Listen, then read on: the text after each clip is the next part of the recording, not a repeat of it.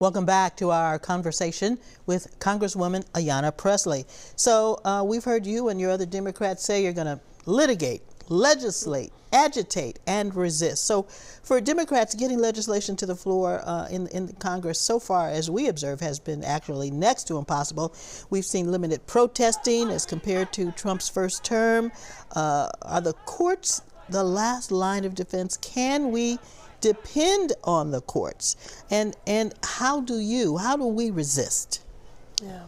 Well, I mean, again, the strategy for this hostile administration, which I'll refer to as the Trump-Musk administration, their strategy is to flood the zone. It is to overwhelm. And so if they are at every front seeking to roll back progress, then we also have to respond at every front. We have to match their energy.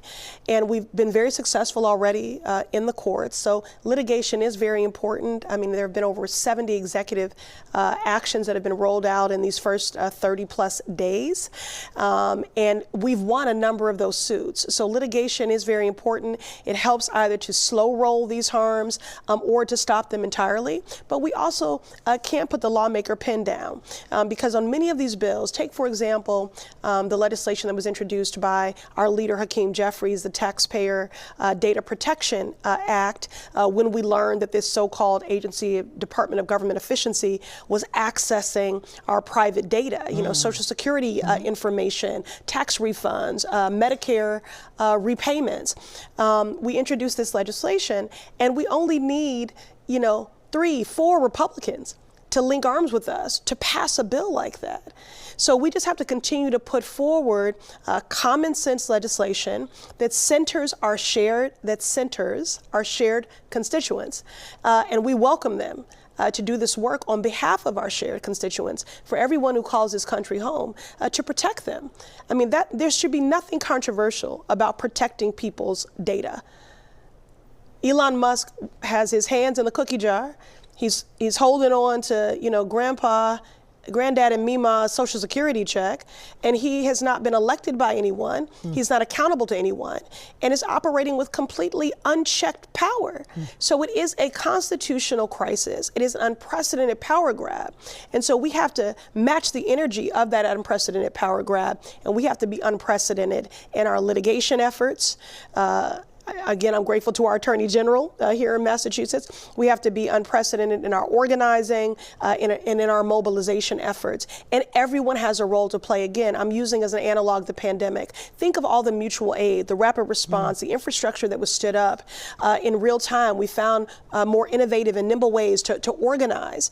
And that's what this moment requires. We have to do everything because everything is on the line. Everything is at stake for this country, and the only acceptable response is that we do everything in our power. You talk about common sense. Congress has a budget fight coming up, and a debt ceiling deadline is looming. What's the plan? Will a compromise be reached? Well, again, this is further evidence. The fact that we are in a stopgap funding, a continuing resolution until March 15th and have not passed a budget is because of the chaos that is so active when the Republicans have the gavel. We should not be in this position in the first place. That being said, they only have a 2-person majority, so it's a technical majority, but not necessarily a legislative majority. So that does give us leverage to fight for making sure that we're not cutting Medicaid, that we're not cutting SNAP benefits. Again, listen, I want government to work best for the people. And we should have a conversation about things that we can do for government to be more effective and more efficient. But that is a deliberate surgical conversation. You don't take a wrecking ball or a machete to government programs and to the federal workforce, because all that does is hurt everyone who calls this country home, who benefits from those programs, from those policies. There's nothing more efficient about making it harder to build affordable housing. There's nothing more efficient for making it harder for a veteran to access services from the VA. There's nothing more efficient when you are locking out a Head Start portal or eliminating it altogether with the Department of Education.